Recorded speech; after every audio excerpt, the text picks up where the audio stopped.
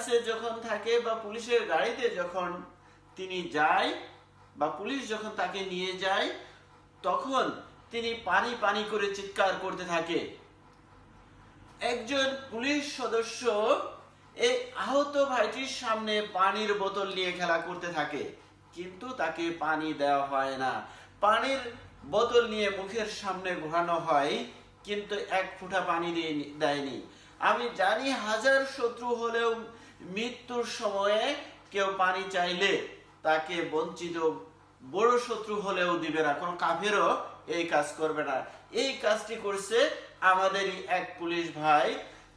যে ব্যক্তিটি যখন একজন অসুস্থ মানুষ, তাকে পাবলিকলি হিট করা হয়েছে, তাকে ঘরবন্দি করে মারা হয়েছে, এই তাকে জুতার মালা পরিয়ে দেওয়া হয়েছে, এই অবস্থায় যখন পুলিশের কাছে হস্তান্তর করে এই আমাদের পুলিশ, যাকে পুলিশ ভ্যানে তুলে যখন তাকে থানায় নিয়ে যাওয়া হয়, তখন তিনি পানি পানি করে চিৎকার করলে একটি পানির বোতল তার মুখের সামনে ঘোরানো হয়, কিন্তু এক ফোঁটা পানি তার মুখে দেওয়া হয়নি।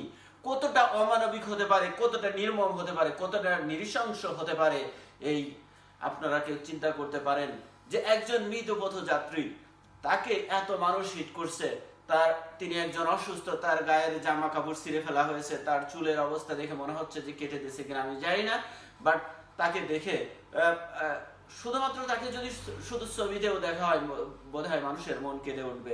সেই মানুষটি যখন পানি পানি করছে, আর সেই পানির বোতল মুখের সামনে ঘুরিয়েছে, কিন্তু এক ফোঁটা পানি দেয়নি। যে ভিডিও ভাইরাল হয়েছে, এই ভিডিও কি আমাদের পুলিশের ঊর্ধ্বতন কর্মকর্তারা দেখেননি?